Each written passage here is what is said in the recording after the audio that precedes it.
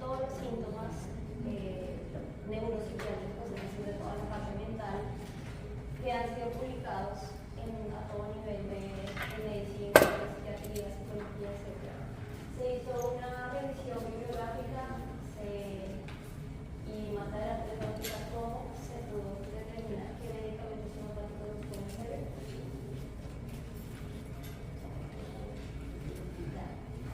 Bueno, de COVID creo que todos sabemos muy bien qué es el COVID, cuáles son los síntomas, entonces es poco por hablar. Es un virus que su incidencia es aproximada de 36.5 manifestaciones neurológicas, es decir, toda la parte mental, cefalea, dolores de cabeza, mareos, insomnio, etc. Más adelante voy a entrar más en detalle. Afecciones del sistema nervioso central, un 10.7, el sistema periférico, el músculo estrecho. El síndrome post-COVID, más adelante voy a decir que es, pero se han documentado aproximadamente del 33 al 87.4% de síntomas neuropsiquiátricos. Por esta incidencia, pues se me ofrece un tratamiento integral para lo que ofrece la medicina convencional. Entonces, el síndrome post-COVID se define como la aparición, persistencia o continuidad de síntomas y signos que pueden durar días, semanas, meses, aproximadamente duran 12 semanas, pero todos lo vivimos. Entonces, pensamientos atormentadores, desagradables, persistentes de todo lo que vivimos encerrados. Y la violencia doméstica aumentó muchísimo, entonces también tenemos esta opción como actos de violencia o rabia por lo que lleva a cometer. El repertorio, así como vieron la imagen, lo tenemos en físico y en digital. Digital, pues, como su nombre le dice, es en el computador, nos facilita mucho. Y si ustedes ven, yo cogí 80 síntomas generales, por ejemplo, todos los de ansiedad, todos los de libro, dieron aproximadamente 80. Y este que es el digital, este es un resultado de una refactorización digital, nos da opciones de medicamentos. Entonces, si ustedes ven en la parte de arriba, esos son los medicamentos que tenemos como opción. Por ejemplo, sulfur, acento, natriumur, fósforo, lachesis, calcárea, cada uno tiene sus síntomas mentales, físicos, etc. Como ustedes pueden ver acá, no todos los medicamentos tienen todos los síntomas. Por ejemplo, la ansiedad al aire libre solo la tiene acá la tesis. Acá la tienen vómita y bueno, acá se pueden observar que no todos los síntomas los tienen todos los medicamentos. Entonces ustedes se preguntarán, bueno, y entonces, ¿cómo saben qué medicamento les sirve si no todos les sirven? Entonces, bueno, este es el resultado de los 15 medicamentos. Ustedes pueden ver ahí, digamos, sulfur tiene 57-80 síntomas, el arsénico 55-80, natrium 53-80, bueno, y ahí pueden ver de ahí para abajo. ¿Cómo podemos ver nosotros cómo diferenciar cada medicamento? Cada medicamento, como fue explicado anteriormente, fue experimentado en una persona sana, es decir, sin ningún síntoma.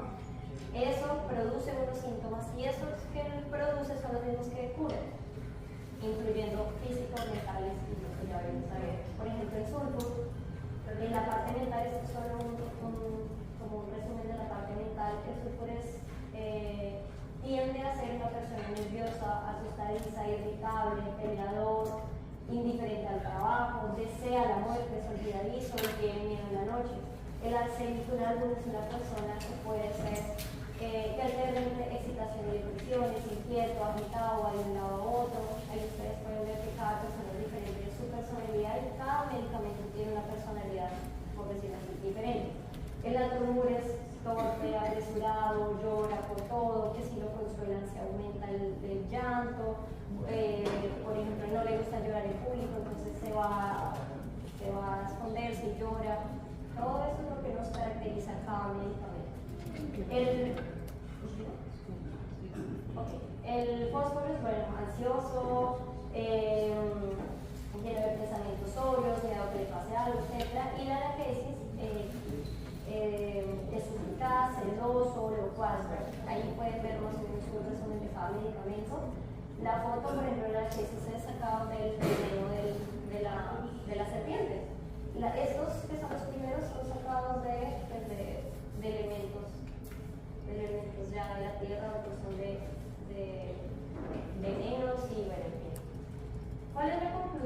por qué se hizo este trabajo.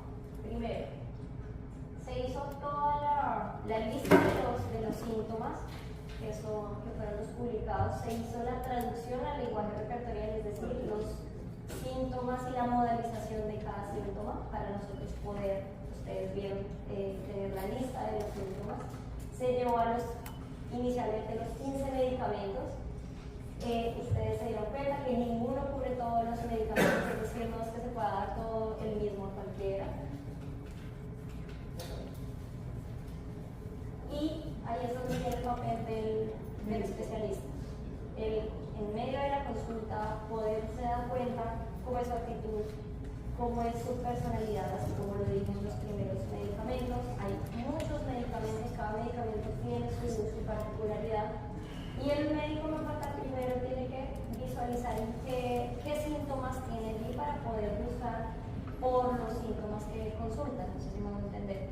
O sea, si digamos yo voy por gripa, cuáles son los síntomas que tiene gripa y adicional cuáles son los síntomas mentales, y con eso podemos tener una conclusión de qué medicamentos nos pueden llevar. Entonces, eso es.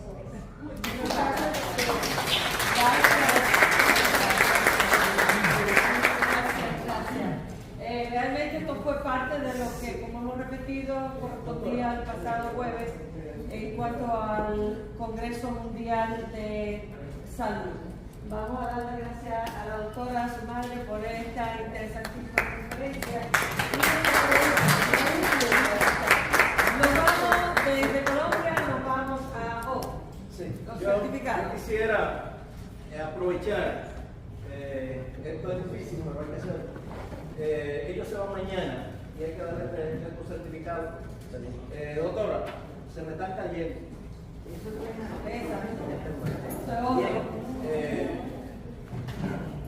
Marina, aquí está. Primeramente, después lo hacemos político. Primeramente quisiéramos entregarle el certificado del Congreso Hispanoamericano de Prensa, padre o madre, las dos cosas, padre y madre de los demás congresos que se han realizado. Como ustedes han podido ver, cómo se ha podido realizar esta conferencia en conjunto. Eso se viene haciendo desde 23 años atrás. Y precisamente es un gran beneficio para todos ustedes ver escuchado estas dos conferencias magistrales. Doctor, enhorabuena.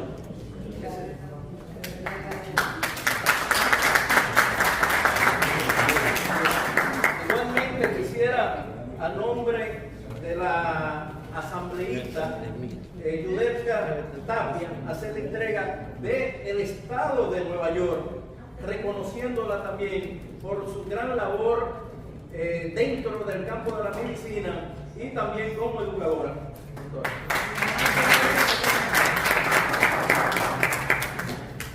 El Estado la reconoce. Entonces vamos a hacer la entrega a su hija. Esta es su hija, que por igual ha seguido los pasos de su madre. Vamos a hacer la entrega de igual manera. Vamos a hacer la entrega del primero del Congreso. Dice, acércate. Bien, entrega del primero del Congreso Hispanoamericano. Y pasamos a hacer la entrega del certificado de la asambleísta licenciada Yudelka Tapia, por la ciudad, por el Estado de Nueva York, no por la ciudad, por el Estado de Nueva York.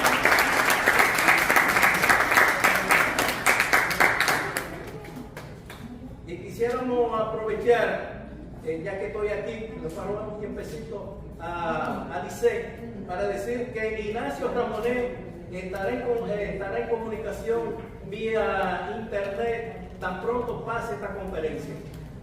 Luego tenemos la del presidente del Sindicato Nacional de Periodistas de la República Dominicana, SNTP, el licenciado o doctor José Beato, quien está con nosotros.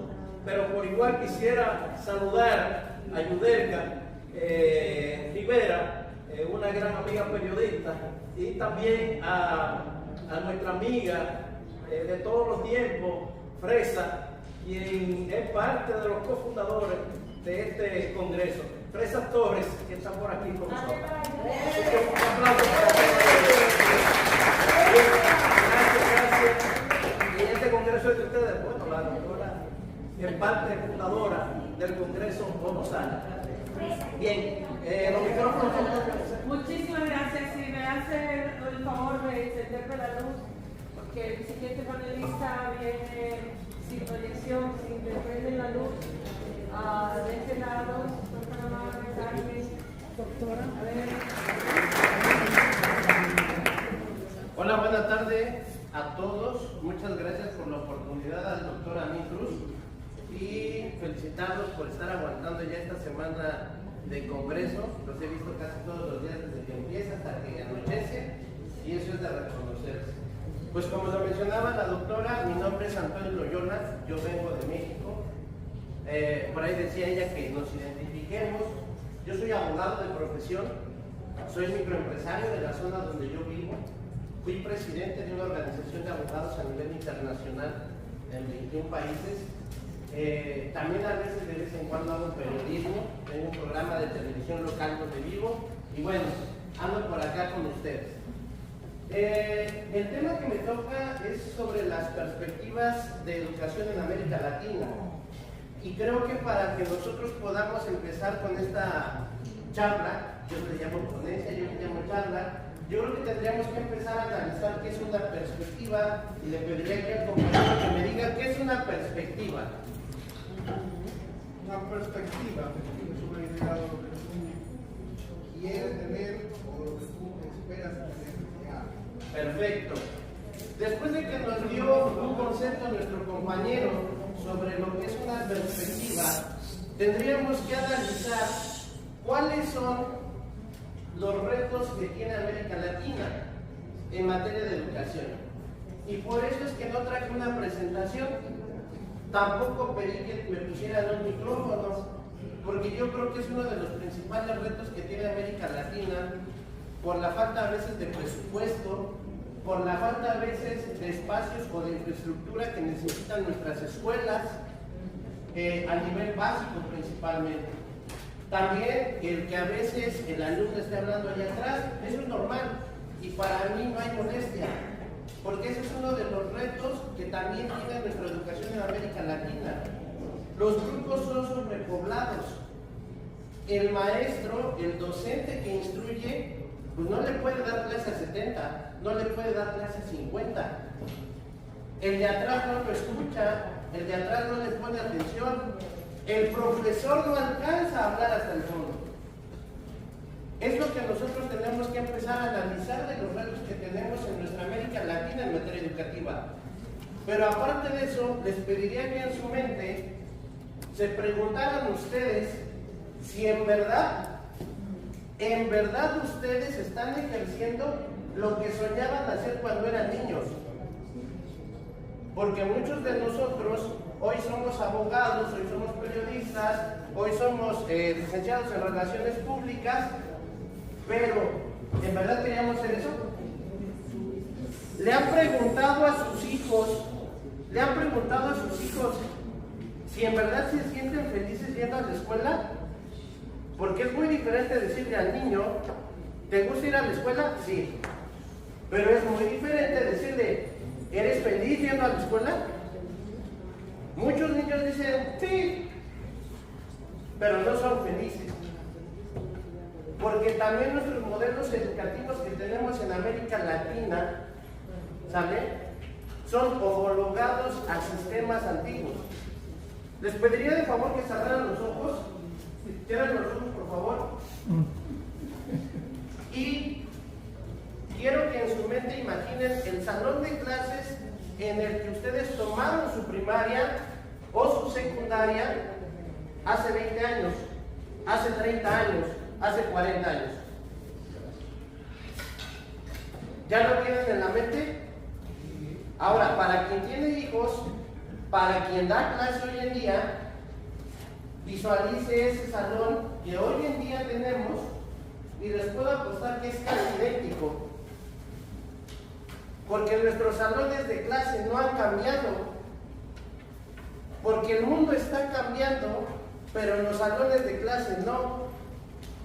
Tenemos un pizarrón, tenemos butacas, 4 paredes a veces y a veces no. Díganme si en verdad estamos cambiando ese sistema.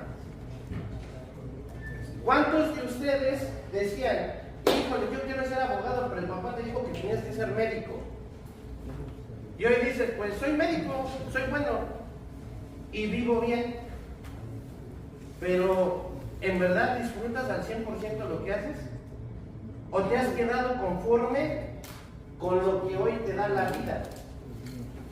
¿Por qué les comento esto? Porque yo creo que es uno de los retos que tenemos y una de las perspectivas que deberíamos de cambiar. Modelos educativos acordes a los sueños de nuestros estudiantes. En verdad, en las escuelas nos enseñan a ser felices,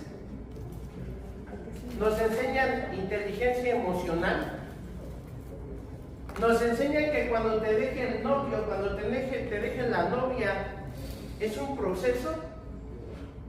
Les puedo apostar que muchas de sus escuelas de diferentes naciones hoy tienen hasta programas contra el suicidio. ¿Sale? Porque estamos tratando de solucionar un problema, no de prevenirlo. Por ahí decía la doctora en materia de salud, ¿no? Que tendríamos que prevenir, no combatir. Eso es un grave problema que tenemos y deberíamos de analizar ese tipo de situaciones en nuestras educaciones en América Latina, en sus diferentes naciones. Les pregunto, ¿nos enseñan a ahorrar? ¿Nos enseñan a invertir en las escuelas? No. No tenemos materias en la mayor parte de naciones de finanzas personales, de emprendedurismo, porque la mayor parte de nuestros modelos educativos, ¿para qué nos entrenan? Para que cuando termines te vayas a trabajar y te vuelvas a encerrar en 4 paredes como comúnmente se tenía en la escuela. Te enseñan a obedecer, cállate, no estés hablando, no hiciste la tarea, castigo. Si no llegas puntual, te regreso. ¿Y cómo los tratan en los trabajos? Así mismo. Lamentablemente muchos de nuestros sistemas educativos nos están educando para eso. ¿Nos enseñan a hablar en público en las escuelas? No. No nos enseñan a eso. ¿Nos enseñan a trabajar en equipo? Tampoco. Porque muchas de nuestras escuelas tienen sistemas tradicionales. No nos enseñan a cuidar nuestra salud en las escuelas. Honestamente. Muchos dirían, es que vas a una escuela para que seas disciplinado. Bueno, hasta cierto punto disciplinado. Porque cuántos de nosotros, aquí lo veíamos ahorita, y lo platicaban y decían, es que no sé qué, es que llegan tarde, es que aquí. Pues así que diga, la escuela nos está generando mucha disciplina, ¿no? Disciplina es hacer deporte, comer 5 veces al día y tener un cuerpo escultural. Y hacer ejercicio es tener disciplina. Y eso es lo que también nos está fallando en nuestras escuelas. ¿Sale? Después de que analizamos estos retos, ¿cuántas veces en sus países han escuchado al papá que te dice, pues ya te di la primaria, ya te di la secundaria? ¿Y no creen que son las palabras más dolorosas que puedan existir? A pesar de que en muchas de nuestras naciones nuestra educación es gratuita, no alcanza. O comemos o vas a la escuela. Yo les preguntaría, levante la mano a aquella persona que diga que su nación destina el presupuesto que debería de tener su sistema educativo. Ninguno. Uno. ¿Y qué es lo que deberíamos de hacer? Díganme si la mayor parte de políticos que gobiernan nuestras naciones siquiera pasaron por la primaria.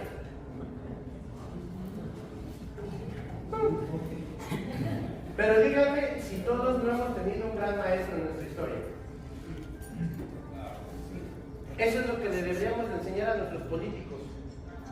Que muchos llegan a donde están por un maestro que los guió, por una educación que se te compartió en casa, por una educación que tuviste en un libro, y que las naciones deberían de invertirle más a eso. Deberíamos de tener mejores sueldos para nuestros maestros de educaciones básicas, porque son los que a veces sustituyen la chamba de los papás, porque los papás se tienen que ir todos los días a trabajar para conseguir el sustento de nuestras casas, ¿cierto o no? Les deberíamos de pagar mejor. ¿Y qué es lo que hacemos? Le pagamos más a un futbolista, le pagamos más a un youtuber, ¿no? No le pagamos a nuestros maestros lo que debería de ser. Y creo que eso es un grave error que tienen nuestras educaciones en nuestros diferentes países, en nuestras diferentes naciones. Para que se nutran de este evento. Otra cosa muy importante. ¿Qué pasa Por primera vez en la historia también, nuestro Congreso es gratis. Y me va a decir, oh, pero yo pagué. Sí, usted pagó si quiso el derecho a los diplomas de cada uno de los congresos diferentes firmados por las personalidades que van a participar en este congreso, o una de ellas que vamos a escoger. Si está interesado en los diplomas, que en realidad es nuestro último lujo cuando regresamos a nuestro país y lo podemos entrar de nuestro escritorio, es para eso venimos, ¿verdad? Para colectar información, pero para hacerles saber a los que tengan ya que no vinieron, que nosotros estuvimos en un evento donde aprendimos mucho, y miren los temas ahí, eso es muy importante. Si usted desea que se le entreguen los diplomas de los diferentes congresos, por favor, sí tiene que pagar los $100, pero si no, usted es bienvenido, venga a aprender, venga a conocer, venga a socializar. Aquí hay gente de todos los países, no se vaya sin darle la mano a un amigo, a un hermano. Ahora mismo, voltéese a su derecha y salude al que está a su derecha. Salúdalo, a su derecha. Ah, bueno, yo estoy ahí por ti. Eso mismo. A su izquierda también. Miren, es un compromiso de todos, ser amigos, ser hermanos, trabajar. Y aprovecho, ya que se paró, para darle las gracias por venir desde Nueva Jersey a nuestra querida Primavera Guerrero. Gracias, prima. Un saludito, gracias por estar aquí. Por allá veo a Levis, mi hermano. ¿Cómo está, Levis? Gracias por venir. Y síganme y recuerden, si no lo digo, pásame el papelito, que con mucho gusto lo hago saber. ¿Okay? ¿Estamos de acuerdo, doctor? Preguntaría si alguien desea hacer alguna pregunta, tenga algún tipo de... Lo que estamos haciendo es algo súper importante. Para que se nutran de este evento. En la otra universidad, para muchos un sacrificio venir, para muchos lo está haciendo estar aquí una semana. Lo importante es que intercambiemos estos puntos de vista, pero que no se queden aquí, como lo decía la doctora, sino que lo que estamos aprendiendo, que lo que estamos viviendo, tratemos de reflejarlo en nuestro país, que no se quede no nada más con nosotros, que lo podamos fincar allá, porque de nada sirve venir a un congreso a Nueva York, ¿sale? De nada sirve tantas conferencias y tomarles la selfie, ¿no? Cuando nuestros chavos tienen teléfono, yo les podría haber dicho, pues lean esta palabra. Muchas veces no tenemos internet en las escuelas. Y a veces para anotar, los chavos no traen teléfono para tomarle la foto como nosotros ahorita. Esas son las realidades de muchas naciones. Ahora, los maestros también estamos fallando. ¿Cuántas veces nosotros hemos visto al profesor que hasta parece que nació cansado? Está. ¿Dónde está el chavo? Ya vamos a ver esto. ¿Sabes el número de la P42? Ni le escucha. Y trae una actitud así como Los maestros ya no conectamos. ¿Cuántas veces La Segunda Guerra Mundial de 1939 a 1945, Hitler en Alemania. ¿Conocemos a Alemania? La escuela se preocupó porque nosotros creáramos las condiciones para visitar Alemania y conectáramos lo que estamos aprendiendo en el libro con nuestra vida. No se preocupa por eso. Y creo que eso es educar. Educar es conectar lo que ves en tu salón con lo que te toca vivir. Conectar lo que te enseñan con lo que te toca hacer. Si no logramos hacer eso hoy en nuestras naciones, siento que nuestros sistemas educativos van a quedar mucho más rezagados de lo que se quedaron ahora con la pandemia. Es un problema gravísimo la pandemia. En México tuvieron que dar las clases de televisión porque hay niños que no tienen internet. Las tuvieron que dar en radio porque no hay internet en todas las comunidades. ¿Qué pasa? Necesitamos cambiar nuestra perspectiva, pero para ello tenemos que ser realistas con nuestros problemas y exigir que se cambien esos problemas. Pero es cosa de todos. Papás, preocúpense por tratar de ir por sus hijos todos los días, porque cuando salen los niños de la escuela es cuando puedes detectar si hay algún problema. De nada te sirve preguntarle a las 10 de la noche, ¿cómo te fue? Ya el niño ya cenó, ya comió, ya jugó, ya se le olvidó. Tratemos de no faltarle a nuestros hijos aunque sea a la hora de la salida. Porque ¿cómo detectamos un bullying si el niño ya está dormido cuando llegamos? ¿Cómo detectamos que el niño va mal en la escuela si no se lo preguntamos? Cuidemos a nuestros niños, cambiemos nosotros como docentes, exijamos mejores docentes, exijamos mejores políticas públicas encaminadas a presupuestos educativos, pero sobre todo, chequemos cuáles son nuestros defectos que tenemos nosotros en cada una de nuestras naciones. Y en verdad tratemos de cambiar nuestros modelos educativos en donde se preocupen por nuestra estabilidad emocional, por donde se nos enseñe emprendedurismo y finanzas, por donde se enseñe el ser feliz, el que estudies lo que tú quieres. Creo que con esas tres cosas que nos esforzáramos todas las naciones en cambiar, les puedo apostar que podríamos cambiar muchas de las realidades que tienen nuestras naciones, pobres o ricas, lejos o cerca, pero se podrían cambiar. Espero que lo podamos hacer y que estas notas que muchos de ustedes van a llevar a sus naciones, pues sea para construir esos puentes que necesitamos.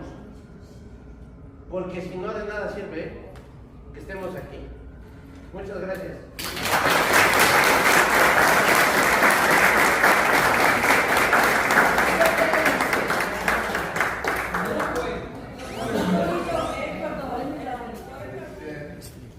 Doctor Amicus, doctor presidente, la vicepresidenta, mi hermana Cristian Pérez, y todos los amigos de México, doctor Antonio Lula, que fue a México por el evento, mis hermanos, hermanas que vinieron de diferentes partes del mundo, República Dominicana, Colombia, casi a toda la América Latina. Siempre yo le dije a la gente que la tierra no tiene fronteras. Nosotros somos una sola familia, la familia humana. En principio de humanidad, Dios me hizo continente, Dios me hizo raza, colores, Dios hizo la vida que cada nosotros como ser humano debemos aprovechar esta vida con dignidad y sinceridad. Y por eso actualmente estoy terminando mi quinto libro, Igualdad de Género, donde sobre todo ese problema de igualdad de género y también procura igualdad entre seres humanos, porque el problema que estamos pasando en el mundo hoy no es solamente un problema de género, también es un problema de igualdad entre seres humanos. Y aprovecho para saludar al gran maestro que nos ha escuchado. Gracias, mi hermano, con mucho bonjour, bonsoir déjà. Merci beaucoup, mon frère. Donc, de verdad, vamos a escucharlo mañana, escucharla, vamos a hablar mucho sobre la cultura de la paz, los derechos humanos, la relación entre la prensa y los derechos humanos. Muchas gracias.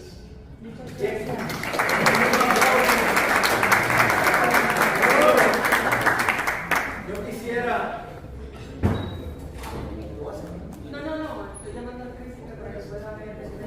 Bien, yo quisiera, ya hemos hablado del doctor Ignacio Ramonet, ya ustedes conocen su biografía y su historia.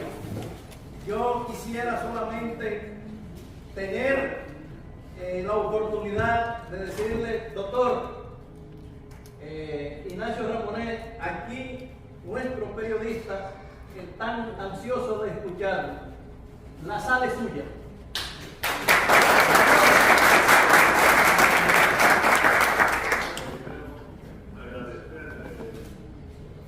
Al doctor Amin Cruz la gentileza que ha tenido de invitarme una vez más a este gran congreso de la prensa hispanoamericana. Lamento muchísimo no estar ahí con ustedes, como lo he hecho otros años, antes de la COVID, y el doctor Amin sabe por qué. He tenido un pequeño problema de salud.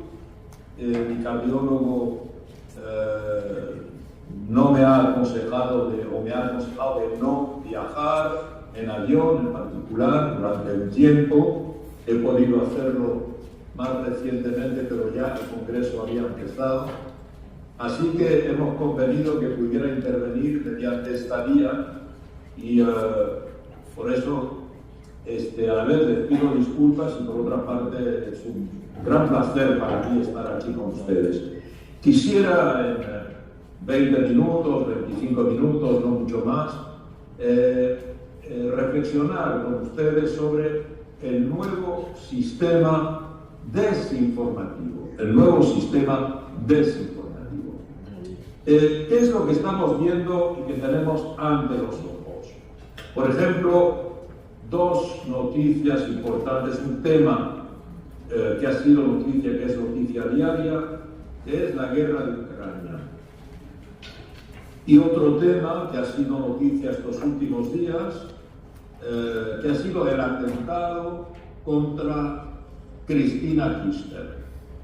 Si tomamos, por ejemplo, estos dos temas, ¿qué podemos decir? Primero, sobre la guerra de Ucrania.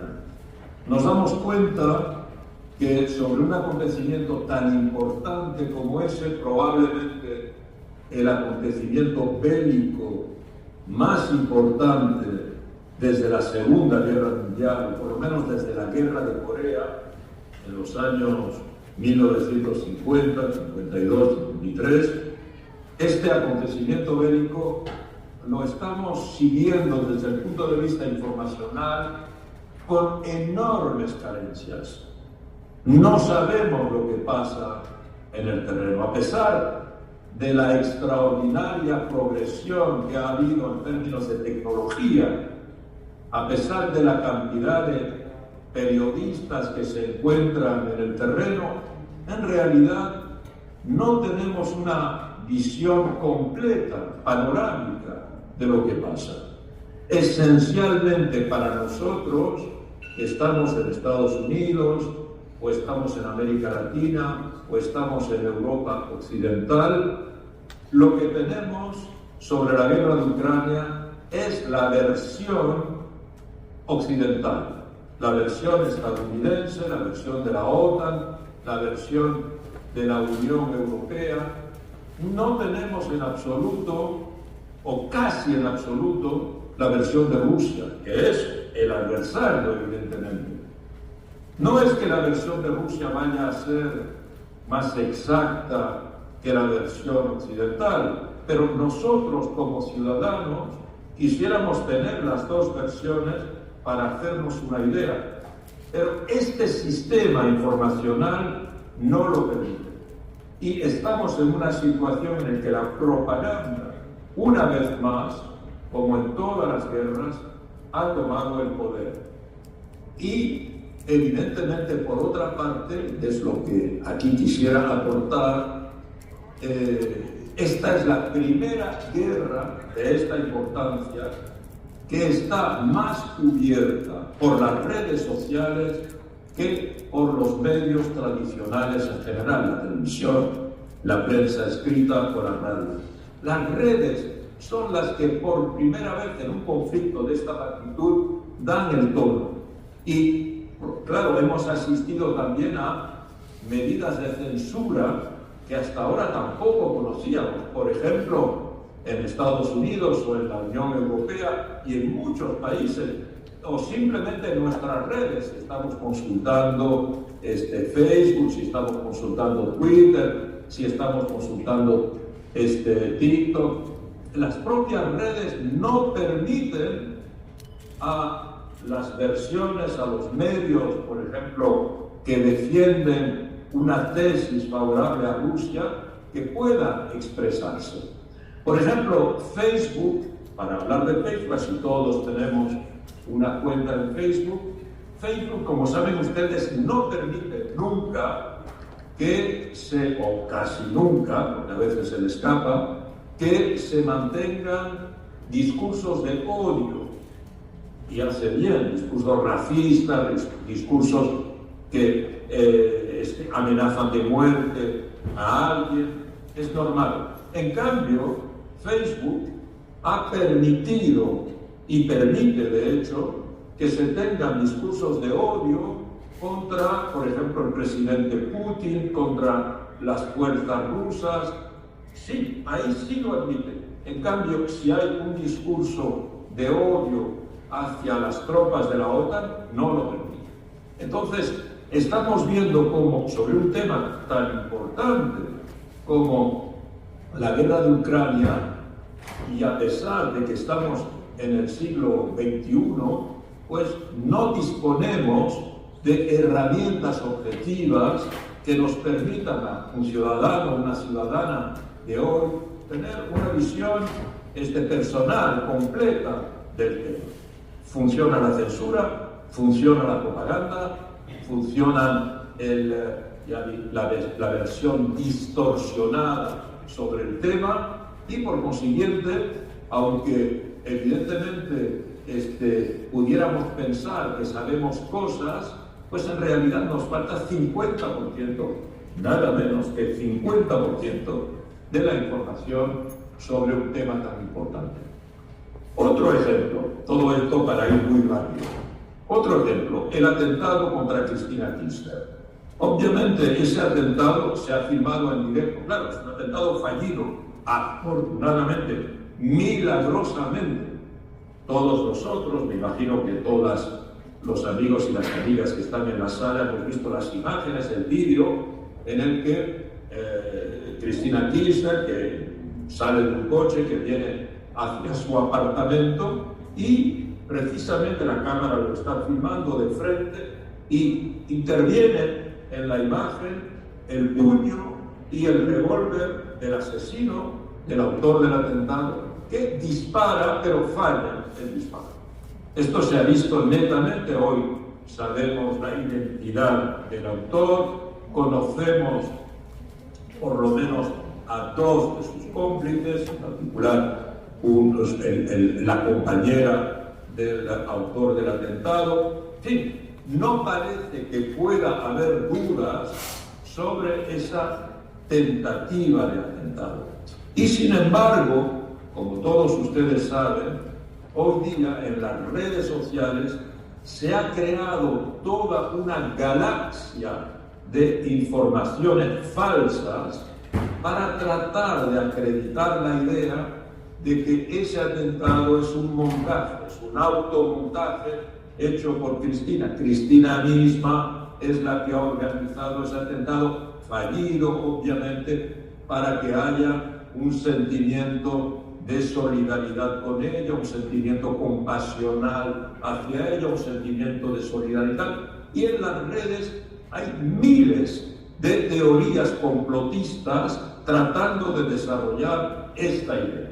Y finalmente estas ideas complotistas anegan, ¿verdad?, asfixian la información misma y hacen que cualquier persona un poco descuidada, que no ha seguido de cerca, pues recibe más información sobre el pretendido bulo, la pretendida manipulación, y no sobre la autenticidad del atentado. Entonces estamos viendo que, aunque nosotros seamos, diríamos, testigos directos de un acontecimiento, pues hoy día las redes instilan la duda en nuestra mente.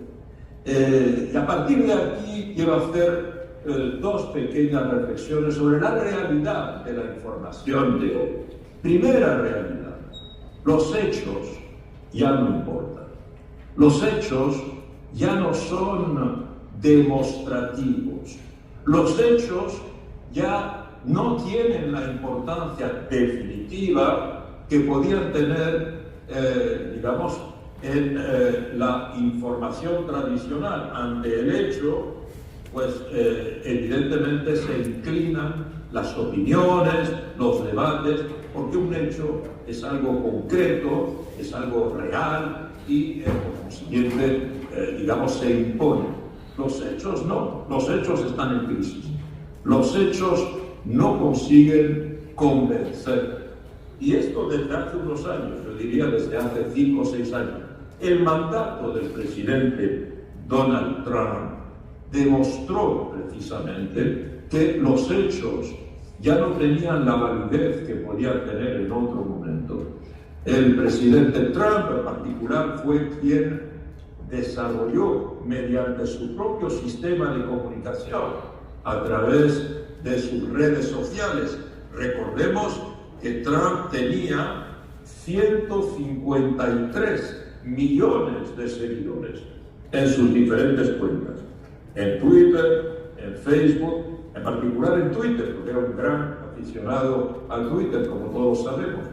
Entonces, en su propio sistema de información, él difundió esta idea de que los hechos son contestables, finalmente, y esta idea que él desarrolló también del hecho alternativo, ¿no? El hecho alternativo, usted puede decir, ¿recuerdan la polémica que desarrolló Trump en torno a cuántas personas habían asistido a la toma de posesión en enero del 2017, cuando él hizo su toma de posesión? Él dijo y afirmó que era la toma de posesión de un presidente a la que habían asistido el mayor número de personas jamás reunidas a una toma de posesión presidencial.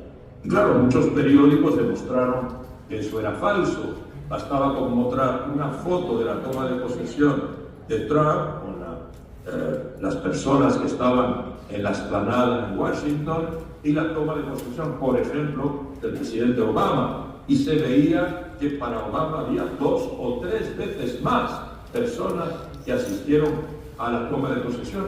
Y sin embargo, Trump repitió y volvió a repetir que en su toma de posesión es donde más había. Él desarrolló la idea esta, repito, del hecho alternativo. Usted tiene su hecho alternativo, su verdad, yo tengo la mía, y la mía es la que cuenta. Recuerden que él afirma aún hoy día que ganó las elecciones contra el presidente Biden, cuando Biden sacó 7 millones de sufragios más que Trump, y evidentemente sacó varias decenas de votos de grandes electores más que Trump, pero sigue afirmándolo, y eso no es, digamos, lo más importante. Lo más importante es que el 70% de los electores republicanos, como ustedes saben, creen que Trump tiene razón. Entonces, frente a los hechos, porque no hay ninguna evidencia de que haya ganado las elecciones, no hay ninguna evidencia de que haya habido fraude, y el presidente Trump lo sigue afirmando. Durante el mandato de Trump se desarrollaron conceptos como fake news, que quiere decir mentira, evidentemente, pero la expresión fake news es algo como más sofisticado, porque es una mentira pero fabricada, elaborada, construida. Y evidentemente también el concepto de posverdad, una verdad que sería finalmente una verdad que escapa a la lógica, Aquí quisiera decir otra pequeña consideración. La verdad, en materia de información, en particular en materia de periodismo, el concepto de verdad es fundamental. La verdad de los periodistas, las periodistas, tienen como un compromiso moral, un compromiso ético en la defensa de la verdad, en investigar, en difundir la verdad, lo que consideran que es la verdad. Un dirigente político o una dirigente político puede afirmar algo, el periodista, la periodista debe investigar para saber si esta afirmación corresponde a una realidad o no. Ahí es donde los hechos son los que hablan. Pero hoy, tanto los hechos, que dejan de tener importancia, están dejando de tener importancia, y como la verdad están en crisis. La verdad ella misma está en crisis. Quiero decir aquí, quiero recordar aquí, algo que yo les digo a mis estudiantes, es que la verdad tiene una historia. La verdad no se impone por sí mismo. La verdad tiene una historia. Durante mucho tiempo, durante milenios, la humanidad funcionó con un concepto de verdad que podríamos definir como una verdad relámpago. Así la llamaba un filósofo francés, Michel Foucault, filósofo del siglo XX, que decía durante siglos, durante milenios, se pensó, se decidió, se aceptaba la idea de que la verdad era una verdad relámpago, o sea, era una verdad que se manifestaba en un momento preciso, en un lugar preciso y para una persona precisa. Era la verdad de los griegos, por ejemplo, ¿verdad? Los griegos pensaban que el oráculo que se encontraba en Delfos, la pitonisa Pitia, recibía la verdad de los dioses del Olimpo una vez por semana, los jueves, a tal hora, recibía la verdad. Y ella podía decir, esto es lo que pasa, esto es lo que va a pasar. Y eso no se discutía. Es evidentemente la verdad que cuando uno va a consultar, por ejemplo, a una persona que tira las cartas, nos dice, mira, en amor vas a tener esto, tu novia va a regresar, o no va a regresar, o tu abuelo va a fallecer, o no va a fallecer, etc. Esa verdad que se manifiesta en las cartas, o en la arena, o toda clase de, de recursos, los aruspicios en Grecia, por ejemplo, tenían un bastón y dibujaban en el cielo un cuadrado y esperaban. Y según los pájaros que entraban en ese cuadrado imaginario en el cielo, eso tenía un significado. Si era tal tipo de pájaro, si entraba por la izquierda, significaba esto. Si era tal tipo de pájaro y venía por la derecha, significaba esto. Por arriba, esto. Así sucesivamente. Esto es la verdad relámpago. Cuando nosotros consultamos el horóscopo y pensamos que el horóscopo va a decir lo que nos va a ocurrir, esta es la verdad relámpago. Cuando compramos lotería y apostamos por un número preciso porque pensamos que ese número es el que está predestinado para traernos en la dicha, eso es la verdad relámpago. Obviamente, repito, el mundo funcionó con esa verdad. Los reyes se hacían aconsejar por este tipo de verdad, por consejeros que creían en esto. La medicina funcionaba de esta manera y se declaraba la guerra o no se declaraba la guerra según este tipo de verdad. O sea, que aunque hoy día eso nos parezca absurdo, el mundo y el mundo civilizado funcionó así hasta el siglo XVIII. Y en el siglo XVIII empezó a ponerse en práctica otra verdad, que es lo que llamamos la verdad ciega, lo que este filósofo, que fue profesor mío, Michel Foucault, llamaba la verdad ciega. ¿Qué quiere decir la verdad ciega?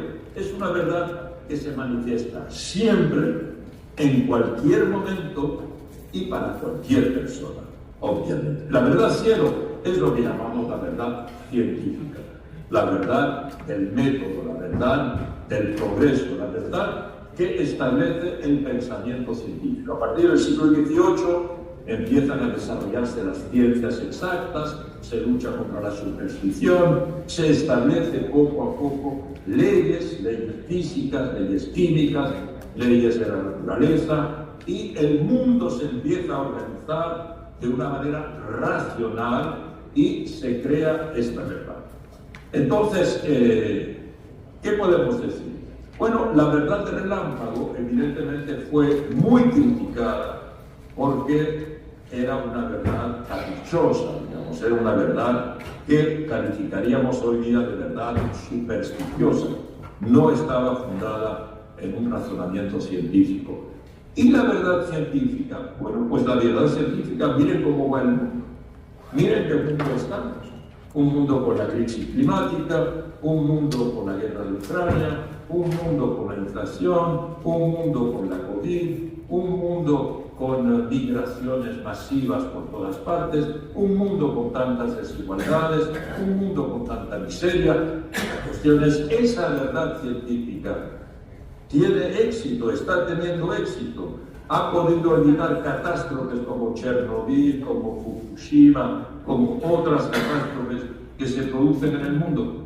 Entonces, hoy estamos ante una especie de crisis de la verdad, crisis de los hechos, crisis de la verdad.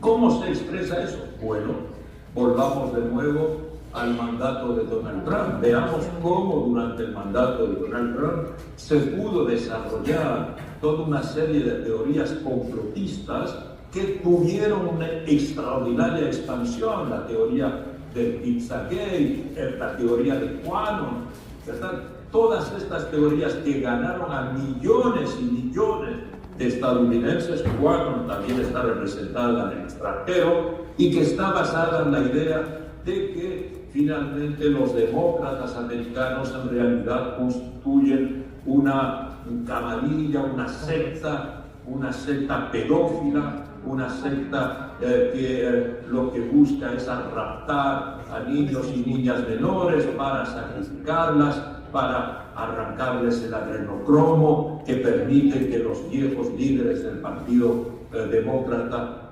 puedan tener una juventud eterna.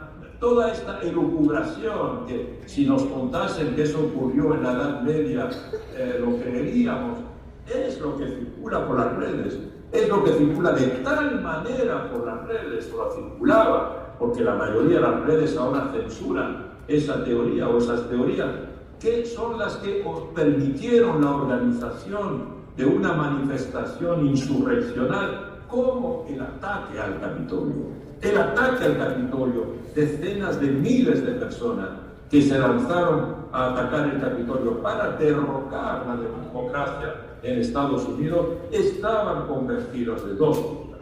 Uno, que el presidente Trump había ganado las elecciones contra la verdad más evidente y más científica. Dos, que los demócratas constituían una secta, o constituyen una secta pedófila y antropófaga con respecto a los niños raptados a través del país.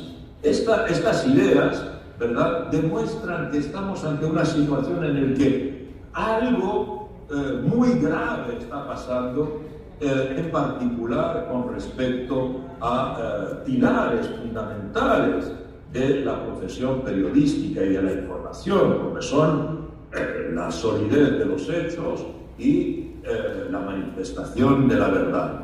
Se decía y se dijo durante mucho tiempo, prestándole la frase a un ministro de propaganda de Hitler, del Third Reich en Alemania, se decía que una mentira repetida 1000 veces se convertía en verdad. Es un poco lo que Trump hace cuando dice he ganado las elecciones, lo repite de tal manera que para muchas personas eso es una verdad. Pero hoy no solo estamos ante la verificación de esa fórmula, sino también estamos ante la verificación de la fórmula contraria. Hoy, digamos, es muy preocupante porque estamos ante una fórmula que podríamos expresar de la manera siguiente. Una verdad, repetida 1000 veces, se convierte en mentira. Hoy la gente cree, mucha gente cree, que si repito una verdad, eso es sospechoso. Si digo que la Tierra es redonda, eso es sospechoso. ¿Por qué insiste tanto en decirme que la Tierra es redonda? Y si alguien me dice que la Tierra es plana, empiezo a creerlo. Porque la repetición de una verdad crea desconfianza. Por consiguiente, el presidente Obama, en un discurso reciente que hizo en una universidad de California, insistió en el hecho de que Internet, y en particular el hecho de que miles de millones de personas hoy estén nutridas por Internet en permanencia, consultando sus redes, consultando Google, consultando Wikipedia, consultando TikTok, participando en toda clase de actividades a través de las redes, hace que hoy día la saturación de la información que recibimos no nos permite procesar. Nuestro cerebro no está adaptado para procesar la cantidad de información que recibimos. Y no conseguimos distinguir, porque todos tienen la apariencia de la verdad, entre una mentira y una verdad. No conseguimos distinguir entre un meme, que puede ser divertido, que puede ser un chiste, y una demostración científica. Miren lo que pasó durante la COVID. Mucha gente dijo que no había que vacunarse, que la vacuna pues en realidad lo que era que nos introducían un microprocesador y que ese microprocesador iba a permitir al poder real, al Deep State en Washington, de seguirnos, de poder controlarnos aún más, y mucha gente dejó de vacunarse por eso y claro está, falleció. No sabemos distinguir entre una verdad científica, la vacuna protege, y una teoría del complot. La vacuna nos inocula un sistema de control permanente y no estamos frente a una enfermedad, sino que estamos a un intento de manipulación creado por tal o cual grupo político.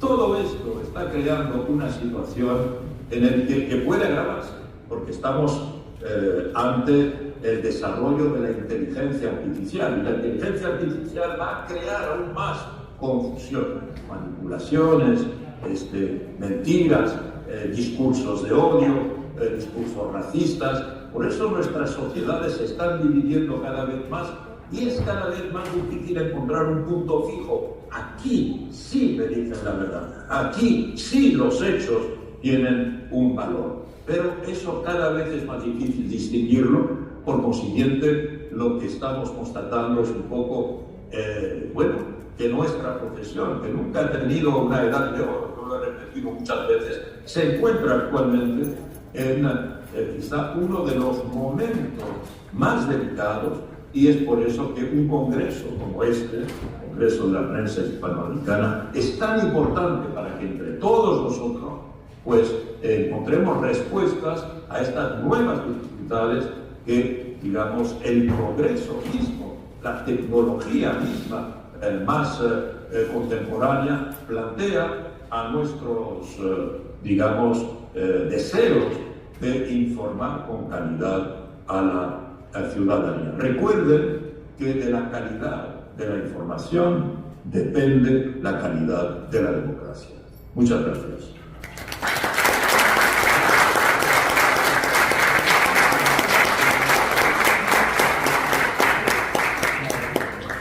Señores, hemos escuchado una conferencia magistral de nuestro queridísimo amigo, doctor Ignacio Ramonet, que con mucho amor y mucho esfuerzo, ustedes lo pueden ver, tuvimos casi una hora, media hora tratando de conectarnos, y él estaba ahí tranquilo, paciente.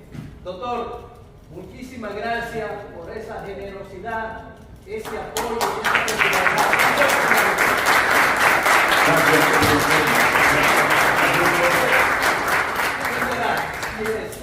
Nosotros mucho éxito en este final del Congreso.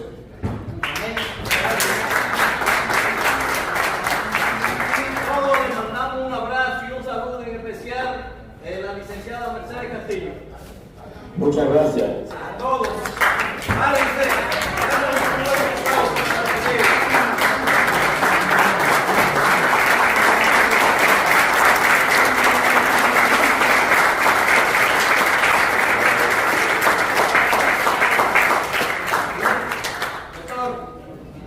Hasta la próxima.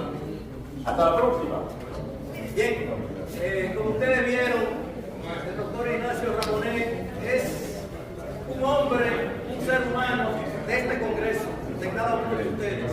Y ya él lo dijo, que estamos acá, por favor, estamos acá para ver cómo nosotros contribuimos a la presente y futuras generaciones y sobre todo, como dice nuestro lema, los retos y desafíos de la crisis, de la pospandemia, de la educación, de la tecnología, del periodismo.